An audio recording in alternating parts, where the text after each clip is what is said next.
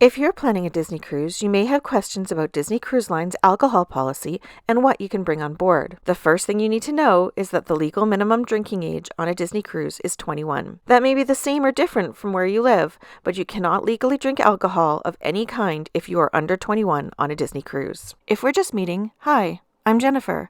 Welcome to Mouse and the Magic. This is your place for Disney tips, tricks, information, and inspiration. Disney Cruise Line has a generous alcohol policy by cruise standards and will allow guests who are 21 years of age or older to bring a maximum of 2 bottles of unopened wine or champagne, no larger than 750 milliliters, or 6 beers, no larger than 12 ounces, on board at the beginning of the voyage. These beverages must be packed in your carry-on, not in your checked bags or luggage. No hard liquor or spirits is allowed to be brought on board. There are several other stipulations, such as it needs to be in the unopened original containers, no partly consumed bottles, or even bottles where the seal has been broken. The bonus is that these limits apply to each port of call. For example, each adult in your party could bring 2 bottles of wine on board at embarkation and then an additional 2 bottles of wine at each port the ship docks at. Let me give you an example.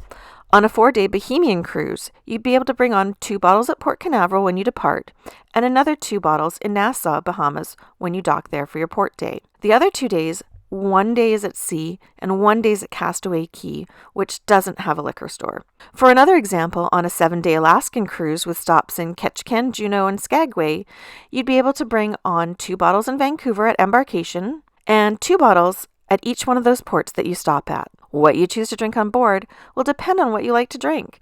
We've brought on our own champagne for an in-stateroom celebration for my parents' 50th anniversary, and we've split the alcohol where one of us has brought wine and the other one has brought beer. You just need to think about what works best for your situation. You'll find a fridge as well as an ice bucket and glasses in your stateroom. You can read our post on Ocean View staterooms on the Disney Dream and the Disney Wonder for more information on what you'll find in your Disney Cruise staterooms. You should also know that any alcohol packed in checked luggage will be removed and stored until the end of the cruise. This also applies to any wine, champagne, or beer in excess of your limit. You must remember to pick up your stored alcohol at the end of the cruise, and of course, consider that there may be duties and limits involved for any country that you are entering. Any alcohol brought on board can't be consumed in any of the public areas of the ship.